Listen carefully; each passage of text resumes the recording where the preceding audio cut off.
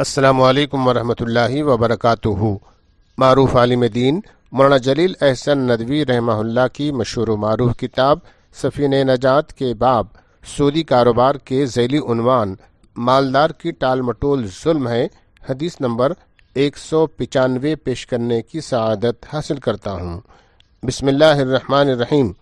رسول اللہ صلی اللہ علیہ وسلم نے ارشاد فرمایا، جو قرضدار قرض ادا کر سکتا ہے اس کا ٹال مٹول کرنا ظالمانہ فعل ہے، اور اگر مقروض قرضخواہ سے کہے کہ تم اپنا قرض فلاں سے جا کر وصول کر لو، میں نے اس سے کہہ دیا ہے، تو قرضخواہ کو چاہیے کہ جس آدمی کا حوالہ دیا جا رہا ہے اس سے جا کر وصول کر لے، یہ نہ کہے کہ میں تو تمہیں سے وصول کروں گا، میں کسی اور کو کیا جانوں۔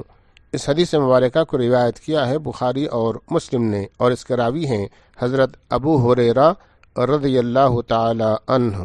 وآخر دعوانا ان الحمد للہ رب العالمین۔